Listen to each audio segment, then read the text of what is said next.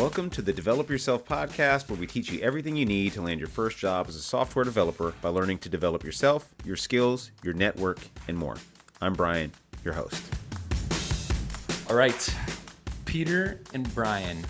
I think in this episode, I'm going to refrain from having a normal intro, and this is going to be the intro. So for those who don't know, the announcement here is that Brian's taking over Parsity, which is the code school we run. Some people, I think, listen to the podcast and don't care about the code school, and that's fine. But also that means you're taking over the podcast as the new host, which is super exciting. I want to, first of all, tell everybody, before we get all mushy and talk about how blah, blah, blah awesome this is and how great Brian is and everything, that they can expect not much to change in terms of like the quality and the content and even my presence. I told Brian I'm here whenever, if he wants to have me on or have me do an episode, because I still love doing the podcast and it's been an incredible journey to be on the podcast. So we can get into all of that. But the first thing I wanted to lay down here is who Brian is. I think everyone knows, by the way, Brian, because you've done a couple episodes. Yeah, you've done a couple episodes now, which has been awesome. But all the while, the thing that we were working on then that we didn't tell everybody was having everything transition over to you. And I think we talk about the story about how that happened and everything too. But I think one of the more exciting pieces of this for me has been thinking about the perspective you bring and the voice you have. And just the experience. I think anyone can go check out Brian's LinkedIn and see in his newsletter. He told me the open rate on his newsletter is like 50%, which is, he didn't know, but it's ridiculous. It's because the content is so good that I can't imagine this podcast won't be 10 times better this time next year because Appreciate that. And like, if Peter and I are honest, we probably like didn't spend a ton of time thinking or planning about podcast episodes. So that's true. I'm pretty neurotic, so I probably will spend a lot of time thinking about exactly what I'll be saying. I mean, even if you just do episodes about your LinkedIn, that'd be great. But Brian, where should we go first? Like, what's the first thing we should like talk about or cover here? Maybe about you, about what's going on in your life and what led you to this decision point. Yeah, no, that's a good question. I'll try not to ramble because maybe I was just teeing it up for you to ask me about me. So I talked about me. No, so all right, quick recap of my journey, because I do want to contextualize all of this to say that, so I started doing boot camps, obviously, when I went to one in 2013. And I worked for 1 year as a software engineer. And then I quit to start another boot camp. And I've basically been starting boot camps since then. And so for me, transitioning out of doing that was just a desire to take on something new. I think and to be honest with you, like for so many years, even though like the in-person boot camps worked in terms of people like getting jobs, like they didn't work as a business to run until the pandemic happened, unfortunately, and we had to go online. And Parsity was such a smooth, enjoyable experience. But I think at that point, I'd been ready for something new. And to give you context for why something new, my family and I moved last year to Austin.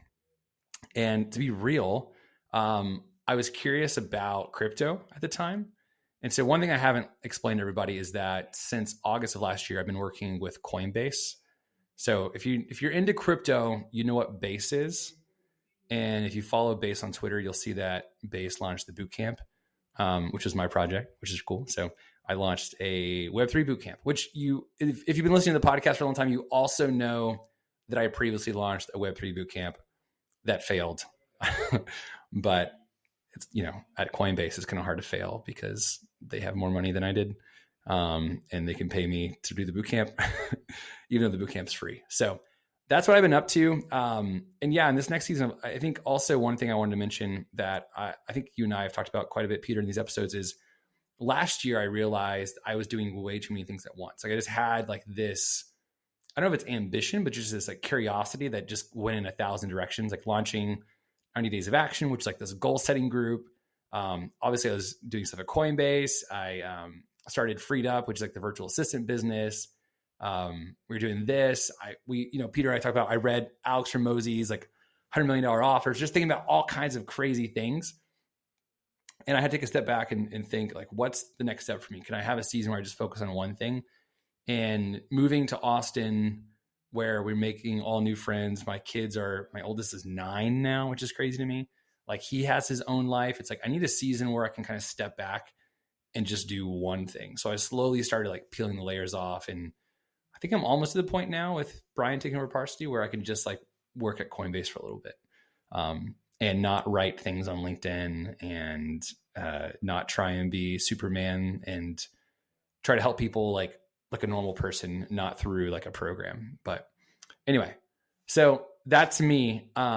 Real quick on the story of finding Brian, and then I want to also hear about Peter and what's next. Yeah, I mean, honestly, when I thought about who could take Parsity over for me, originally I was thinking like, oh, maybe I'd sell Parsity to like some other boot camp, which sounds just super lame to me. And I didn't want that. And to be honest with you, I made a list of 3 people. I think that was it, that I knew from LinkedIn.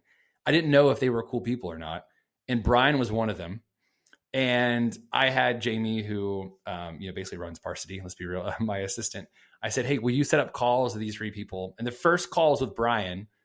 And I just like explained to him my crazy idea, which was, do you want to come like run this boot camp with me, help me build curriculum? I've seen your stuff on LinkedIn. Your content's amazing, at least. I don't know you. And he was like, yeah, actually, that sounds pretty good.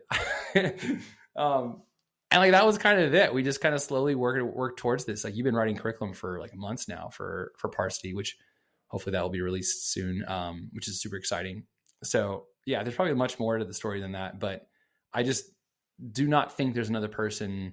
And I mean this, I'm not just like fluffing you up, Brian, but I'm like, between your story, the perspective you have from your journey, and then now like the way that you are able to engage with your audience and write about those kinds of things and teach.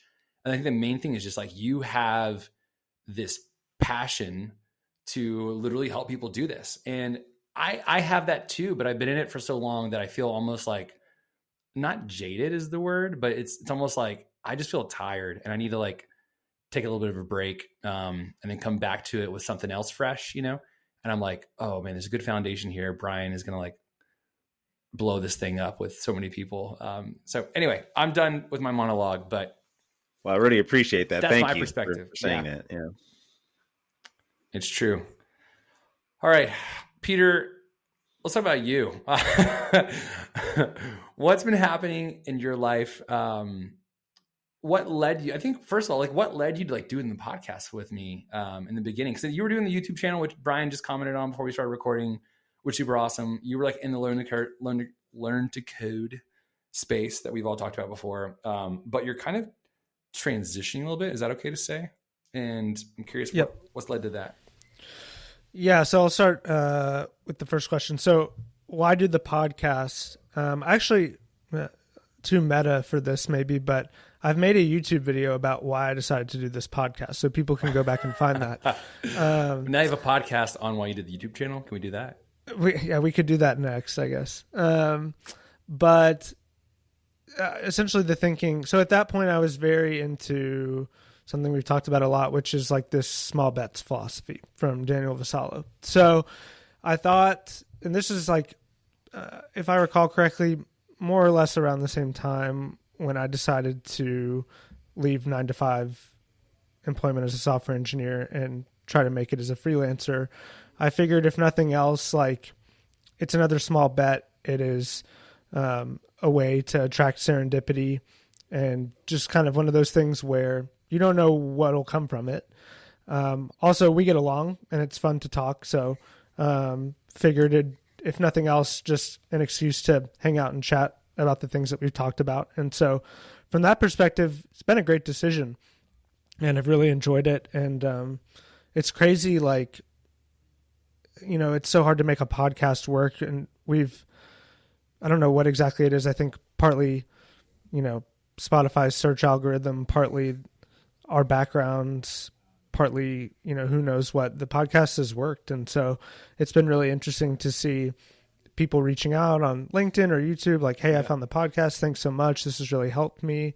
And it gives me the same feeling that I get when people say that on YouTube comments. It's great that it's resonating with people and that it's been helpful. So I've really appreciated doing it, and thankful to all the listeners, and it's been great to be a part of it. So that's that. So from a what's going on in my life perspective, kind of similar to Aaron in a lot of ways, where I've been kind of in an evolution of sorts that I think really started probably during the pandemic, but definitely took a big shift when I decided to leave traditional employment. And something that's kind of been bubbling beneath the surface that I think is probably intuitively obvious to our listeners is that we have a lot of interests other than coding. And in fact, when we do our kind of hang out and talk episodes, like my understanding is Aaron's gotten some feedback where it's kind of been like, hey, could y'all talk about coding more? And I love coding. I think we said in one of the episodes, I was like, email us if you like have feedback for what we've been talking about. And Jamie said like immediately we got emails. People were like, yeah, please go back to talking some more about coding stuff. It's just so funny. And I get that, I think. But the reality is that I think there's largely like two big perspectives on coding. One is kind of like a craftsman mindset, I would call it. I've made a YouTube video about this, by the way. Yeah, one's like a craftsman mindset where the code is an end in itself. So I've had, honestly, my best colleagues are from a software engineering perspective, kind of more in this bucket, where it's like they just love playing around with new technology and love just coding to code, like code for its own sake. Then there's another group, which is like code as a means to an end, where it's like code is essentially one tool in the tool belt, and you're using it to solve problems. That's where I am, more or less. And I suspect that's kind of where Aaron is, though I don't want to speak for you. Yeah, for sure. And Brian, so, where are you at? Just curious. I love to play around. I'm like always doing side projects and like messing around with things. So I just get really driven by doing all the cool kid stuff with like JavaScript frameworks and libraries still. Yeah, that's what I suspected. And I think that's why this is going to be really good for Parsity. And the podcast. In the podcast, yeah, because the reality is like I love code. It changed my life, learning to code completely. But I have a lot of other interests. And for me, coding is just one tool in the tool belt among many others. And so for that reason, I think it just becomes hard talking about code all the time if you're interested in other things. And so I feel like, I don't know about you, Aaron, but I've kind of hit my limit of like the things I know to say almost. Like, I feel like I've said everything I can say almost. Like my advice for learning to code wouldn't change that much at that point. I've like given all my frameworks and my philosophies and the things I feel like I've learned. And so, yeah, I mean, I think like from a podcast perspective, it'll be great to have Brian in, kind of from that vantage point. But for myself, like, I think from a career perspective, what I learned like from full-time employment was that for me, like coding is kind of like doing art, but when you do it 9 to 5, it's a little bit more like on an assembly line. And so what I wanted to return to was a little bit more of like a builder's mentality. And I've somewhat been able to do that. But yeah, I guess long story short is like my interests have evolved. And essentially there's a lot of life circumstances that are shaping up to kind of be a little bit different than I expected. So, to be a little bit more specific for our listeners, we've discussed in passing, like I worked some with my in-laws last summer. They're in a summer camp. And so I'm working, more with them now than I was, like more towards like a full-time arrangement. And so there's a lot I could say there, but essentially, I think what I've learned because of learning to code is that I really want to be a business owner and work for myself. And I'm still on that track. That was kind of what I was after when I started freelancing. But more like potentially looking towards doing that with my in-laws at some point. So there's still a lot that's up in the air, but I'm trying to figure out essentially how to apply all these experiences to an industry that is super not technologically savvy. And so, I still feel like I would still call myself a software engineer. I'm still going to write a bunch of code, still want to launch products. But things are not necessarily looking like I'm just going to freelance forever. So anyway, that was a lot of talking. Hope that made sense to the listeners, but that's more or less where I'm at. Totally. I have two big follow-up thoughts on that, if I could interject. Yeah, one would be like, just to clarify so that no one thinks that Peter and I sound like a couple of downers being like, we used to like coding and talking about it and now we don't, we hate it. And, I think more so probably the feeling, you can tell me if I'm wrong, Peter, but I think after talking to you in private a bunch about this, I think the feeling more of moving on isn't like, oh, we're so tired of doing this. It's more of like, holy crap, like we have, thousands and thousands of listeners every month. This is a big responsibility. Like, I want to make sure that we serve this audience the best as possible. And I do think so I just want to clarify that. And I think for me also, by the way, because I think if we keep going, right, like, and that's what's cool, Brian, also about you, like your experience as an engineering manager, like I sort of stopped my career after a year, like everything I know is about helping people find jobs. But when I started doing the Coinbase stuff on the side, like that sort of like stopped my ability to like keep having experiences, not totally, but I didn't really have a lot of new things to explain to people. And that's part of what's hard about creating content sometimes is like, what's cool about you, Brian, is like you're in the thick of it now. You will continue to be, and that helps you like basically have these new experiences. And that's where great content comes from. One other thing I was going to add here is I love that distinction, Peter, between those two different types of people, like one who like see code as a means to an end, and then the other who love the art of it. And I think obviously there's a spectrum probably, and people can, go back and forth between it, and it's not so black and white. But I think one interesting thing about code school graduates, which by the way, we all are, is it brings about folks like Peter and I who did this to get to a spot. And then after we got to that spot, we were then thinking about, great, now what's next? And that's something I think we've talked about a lot, Peter, is like, what's beyond, this huge triumphant experience you've had, which is going from parking cars at a Honda dealership, that was me, to software engineer, to Brian's incredible story, yours, Peter, like you have that feeling, and then you realize that there's more that you can keep on doing. Like you have this agency. I think we talk about that a lot with the podcast because we're talking all about like, how do you develop yourself as an individual, like your own skills, your mindset, your productivity, like how do you become the kind of person who can set big goals and then go achieve them? I think in a lot of ways, like you and I are like literally sort of like in this meta way, like we are like in that reality. Like, whereas like, okay, cool. Becoming a software engineer, I mean, there's a lot of privilege to that too, by the way, but becoming a software engineer is like a huge unlock. Like for a long time, it was like, great, I can pretty much always find a high paying job no matter what. Right. So much so to the point where Peter's like, I quit. I've got so much security that I quit because like, what's going to happen if I don't? And same for me, right? I mean, before I started the Project Shift, the in-person code school in Durham, I went and applied for one job and I got one offer. And I was like, cool, I'm not going to take that job because if I ever want another one, or even like with Coinbase, like that was literally the one opportunity popped up at Coinbase and they like gave it to me. And so, so there's a lot of privilege in that, but also this feeling of, okay, great. Now what can I do?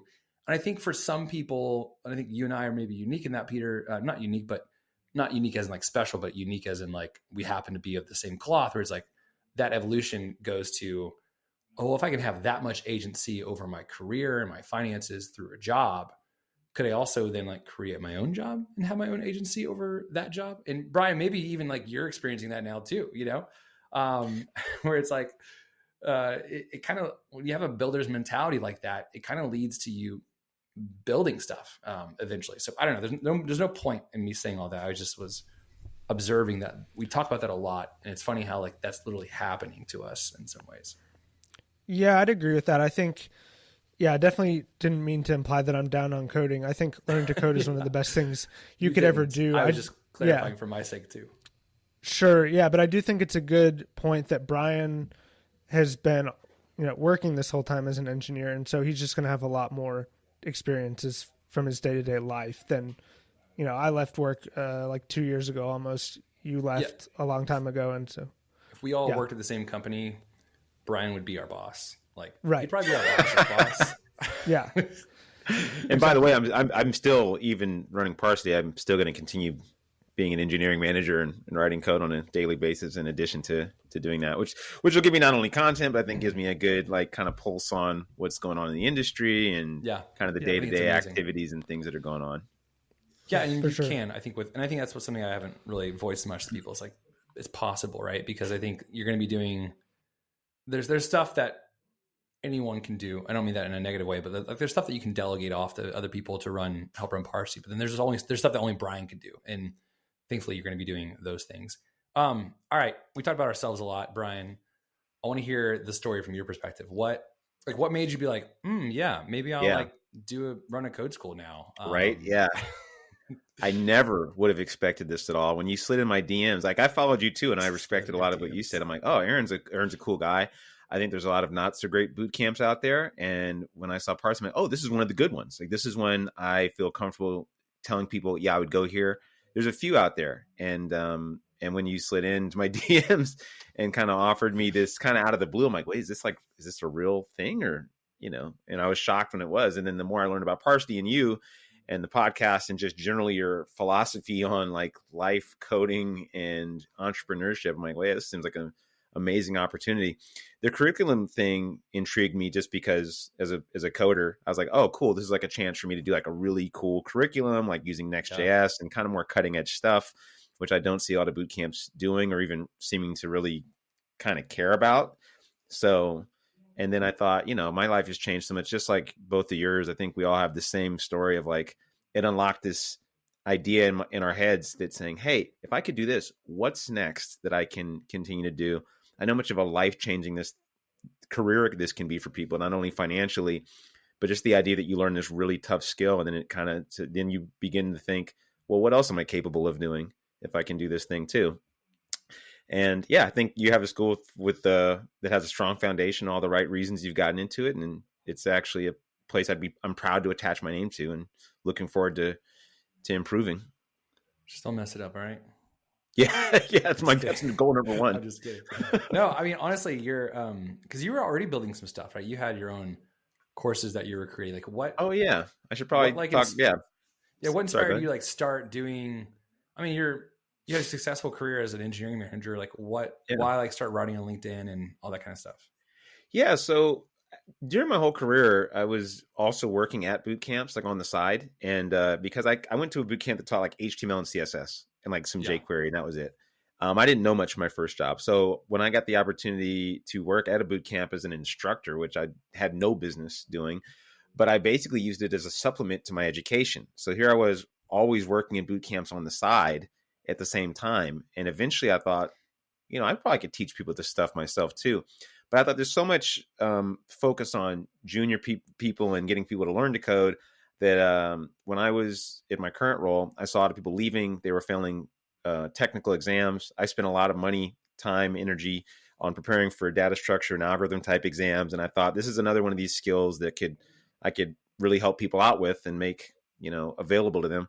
So I started working with some of my coworkers who were leaving to kind of get them more used to technical exams and whiteboarding type interviews. And I kind of monetized that, kind of went after like the mid-level developer crowd or like the junior crowd that was just getting out of a boot camp and saying, hey, here's more stuff that's a little more technically challenging to learn. And I do plan on bringing a lot of that to Parsity as well and offering that to grads and saying, hey, now that you've graduated, here's some additional stuff to keep you motivated and learning some more cutting edge stuff after you're out of here. That's awesome. And I had some success with that, but it was, it was difficult. I was still kind of figuring out the market. The product I had went through a few iterations of me like doing one-on-ones. That was really time consuming. Then trying to package it, I think what I learned is that people need more of like a get point A to B. I have like 50 repos that are like 50 different challenges. It's a little hard to sell that like with a, yeah.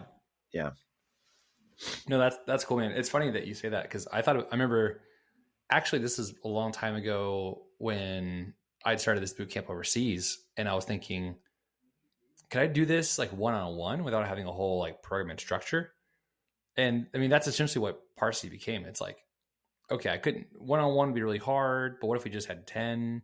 Could I do that? Well, if I had 10, like, and they were just remote, I could probably just send them content. If they were going to do content, then like we should structure it like this.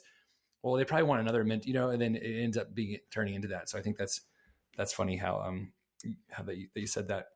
Man, like what are your plans going forward? Like what do you think the podcast will look like? What Parsity will look like? I mean, you already said, which I think is a huge upgrade. And you're right, by the way, about the curriculum.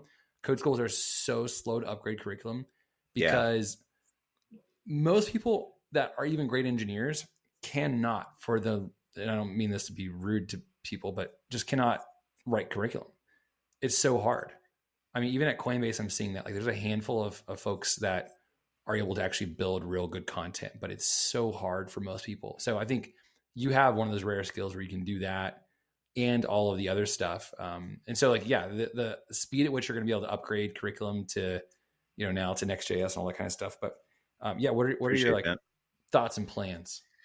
Yeah. I mean, I think what you've laid down is an excellent business foundation. So I'm trying not to like toy with too much of that, but like my big things are of course, like continuing with introducing not just cutting edge technology, because I want to make sure that it's a great job market fit, but just making sure that we're adopting things that we see as mega trends in the market.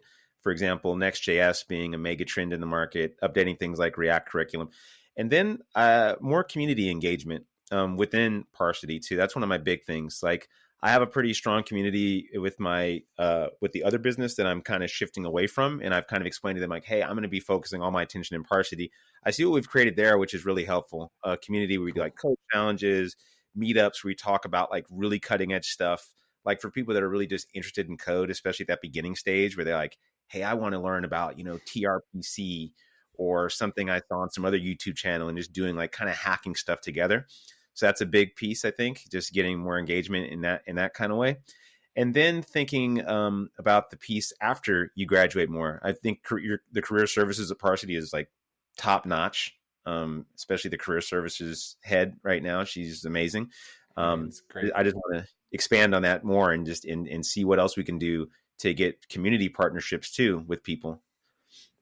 Yeah, there's lots of room for creativity there because that post-grad experience. And I think that's the funny thing is a lot of the stuff that I was writing on LinkedIn or even the podcast, it gets a lot of traction with folks who are in that season because that season's incredibly stressful because you don't have a structure anymore. Like the boot camp, at least, I remember actually a long time ago with one of our students, this was in person. We would do like a big grad night, like a graduation demo day thing. And then the next day was kind of like the morning after. We would like take them all to lunch to kind of just celebrate quietly together. I remember one woman, she was like, I was like, how are you feeling? Excited that you graduated? She's like, no. I was like, why? She's like, well, yesterday I was a student. Today I'm unemployed. Like it's like, yeah, you don't have a structure anymore.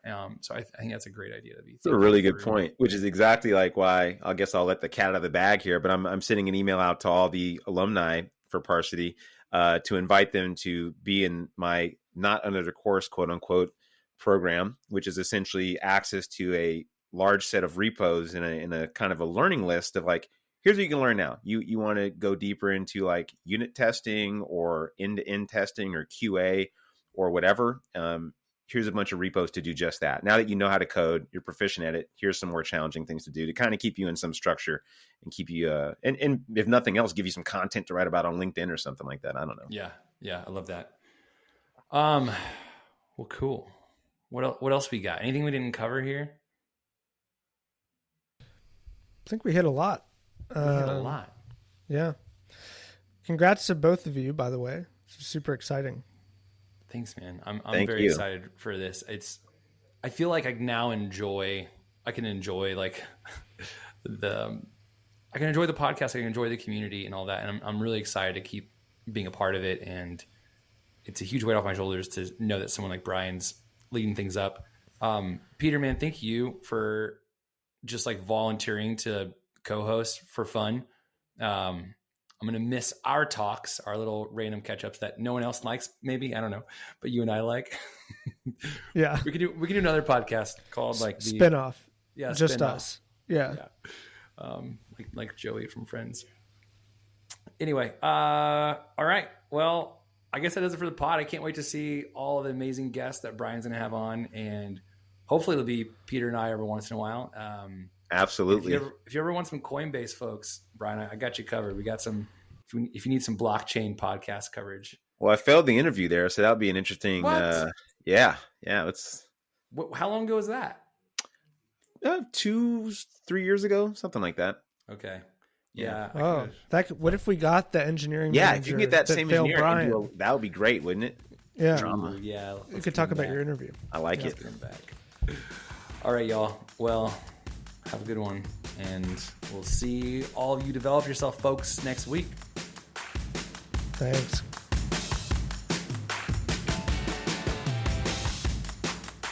That'll do it for today's episode of the Develop Yourself podcast. To learn more about becoming a software engineer with us, then check out Parsity.io. If you're not quite ready for that, then jump into our Dev30.xyz program, which is 30 days of working on your mindset, habits, and JavaScript skills. Totally worth it. See you next week.